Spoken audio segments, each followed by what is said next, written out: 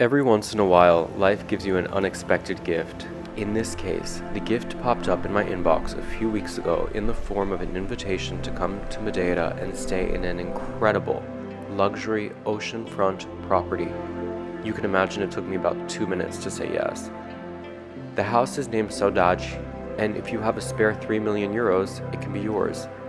You can watch the tour I filmed of the house from the link above. But this vlog is a diary of my experiences during the 2 blissful days I spent on the island.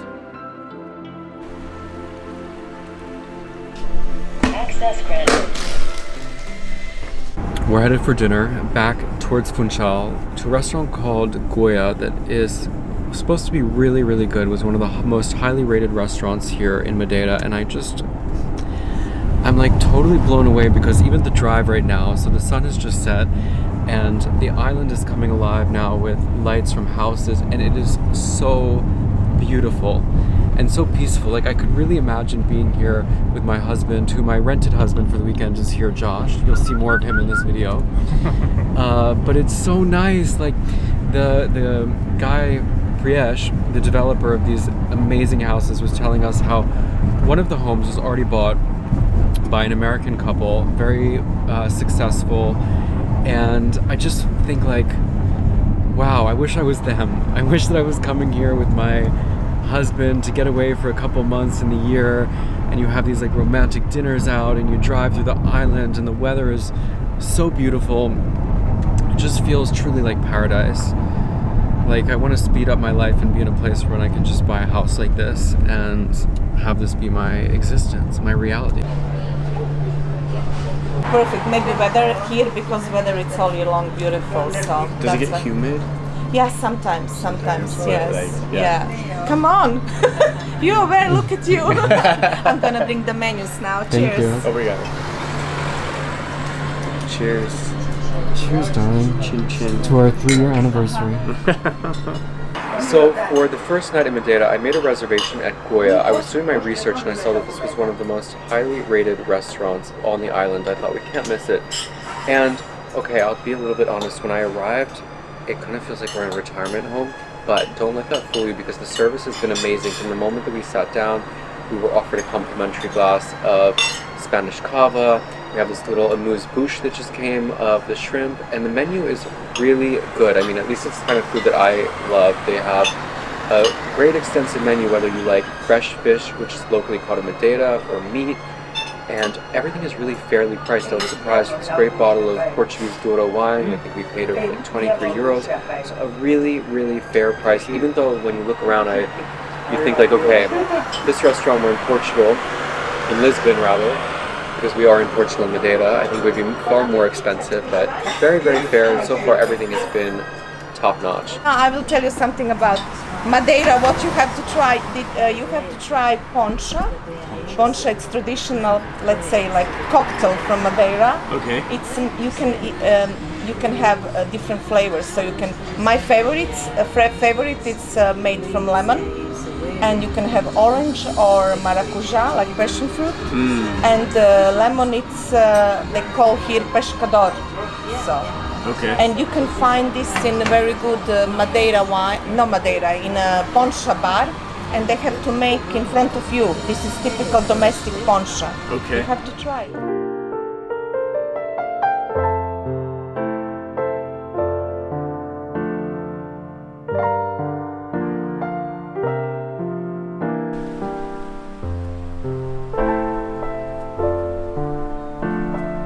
Bom dia, gente. So, our first full day in Madeira, we're going for breakfast. I actually wanted to go to a place called Banana Cafe that's inside a banana museum, because Madeira is famous for bananas, and while I don't really care about the history of bananas, I really like banana bread and all kinds of things that they have at this cafe. However, I just found out as we left the house that it's closed today, so we're headed to a different place for breakfast, and from there we're going to go directly to a hike. One of the most beautiful hikes in Madeira, apparently, was recommended by the lovely waitress. Yeah, Natalia was her name. You have a really good memory, Josh. So Josh is again at the wheel, and again the views are incredible over from every angle. driving through the mountains, winding roads, all of that. We're gonna take you along with us, this breakfast adventure, to the hiking adventure. The Banana Cafe was actually closed that day, so instead we went to a restaurant that I had found from my Google searches called Golden Caleta that was right on the waterfront. Wow. It's unexpected with the onion crunch. Is it good? Mm-hmm. I'm not a big smoked salmon person. Well, you're not Jewish. Grew up with a lot of smoked salmon. After brunch, we headed on a long, winding road up through the clouds to begin our hike. Here's Josh getting ready for the hike with taking some magic mushrooms. Very beautiful truffle.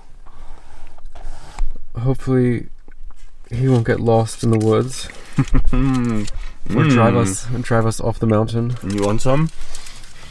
I don't trust myself in this situation. So post brunch, we've come now for the hike, and I had found on Google I keep forgetting the name, Lagoa de 25 Fontes. And yes, I'm saying it with the Brazilian accent. And it was a little bit confusing because the point that it told us on Google, there's not like a parking space or anything. So we've pulled off basically here just to the side of the road. And then I believe that the trail begins just a little bit further back. We saw a bunch of hikers as we passed, but I have to say it's a completely different microclimate up here on the top. I mean, we just went kind of straight up the mountain. We drove for 30 minutes into the sky, into the clouds, literally, because we were surrounded by clouds now. And it's probably like 10 to 15 degrees Fahrenheit cooler up here. So I would recommend, if you're going to do a hike like this, you've got to come prepared. Bring your long sleeve shirt, a little jacket. I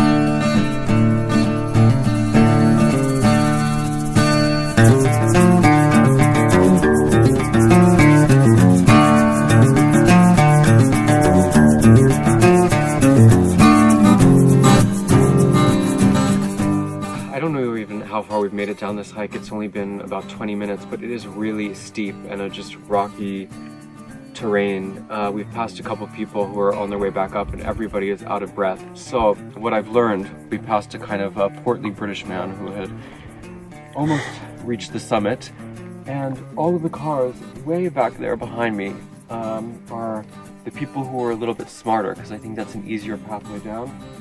But what goes down, what goes up must come down, and the opposite is true as well. So when eventually we make it all the way down to this lagoon, we will have to come all the way back up to get to the car, and it's not easy. This is not like a trek for geriatrics, for pensioners, as the British guy said. Like, you've got to be fit. So I mean, you live and you learn. I almost kind of want to give up because my knees are about to give out, but I think we're gonna try to muster it through. I don't know how much more time we have down on this trail, but we're gonna do it. Let's go.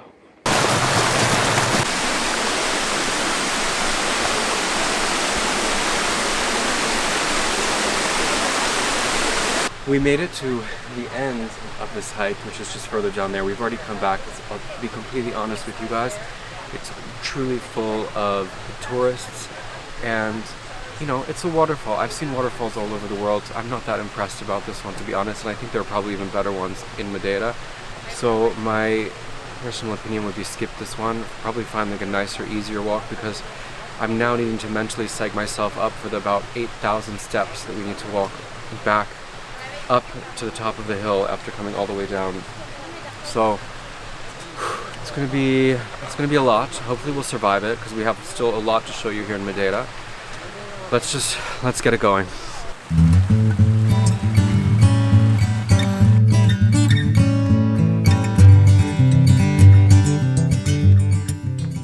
Oh my god, well, we made it through this hike alive, and it was quite exhausting.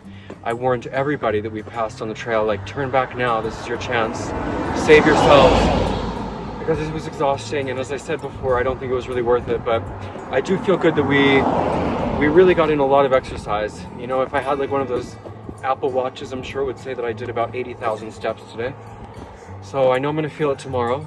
My legs are really gonna be sore, but now we're gonna go have lunch, have a gigantic bowl of pasta or a big ass pizza, because you know what? We earned it. It's 12,000 steps.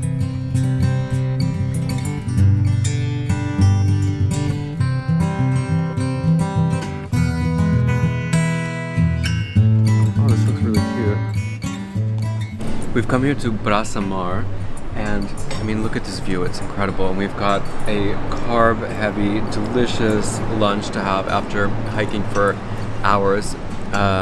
Josh's Fitbit said that we burned about 18 million calories, so we're going to now eat our way back through that. And I'm glad we stopped here. It's a really cute place again. Like, we're here right at a cliffside. It's so beautiful. The ocean is here. The sun is shining. I really think that we got very, very lucky. Driving in Madeira can be really treacherous if you end up down one of these tiny, steep streets. Our car nearly got stuck with about an inch of clearance on either side.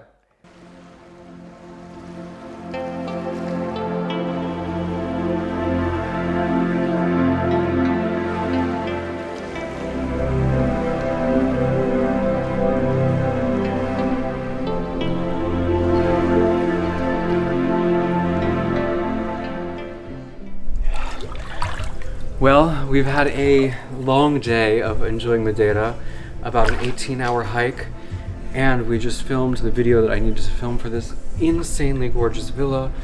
Behind me is the sun setting right now in the most majestic way possible. I just cannot get over the views of this house, and we are using the hot tub for the first time. For some reason last night, when I dipped my feet in, it didn't feel very warm, and to be honest, it still doesn't feel hot, but it's warm enough that with a cold glass of white wine right now and the sun setting right in front of us with the ocean here, and now I think some bubbles are coming on as well, I really feel that I am in heaven. I have not been this happy for, I think, a pretty damn long time, and I realized it doesn't take that much to make me happy. Just a $3 million house and an oceanfront view.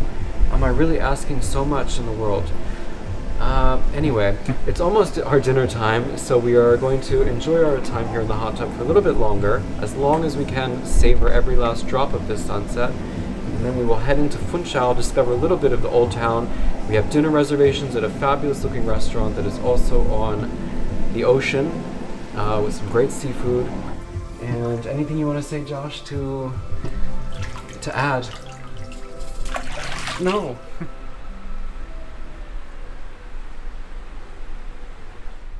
We ended up changing our plans because the restaurant where I had made a reservation initially was not very good, so we actually left there and headed to a nearby Italian restaurant instead.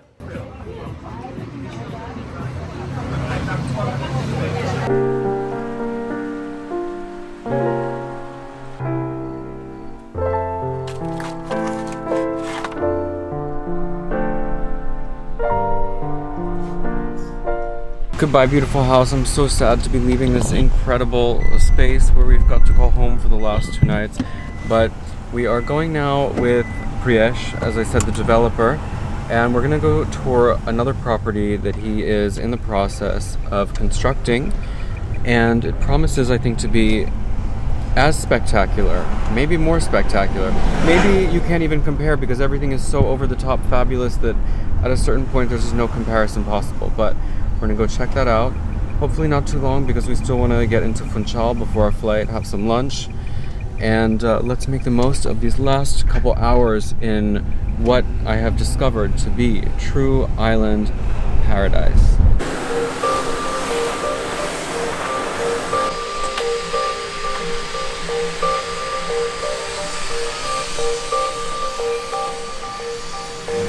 This marble is beautiful.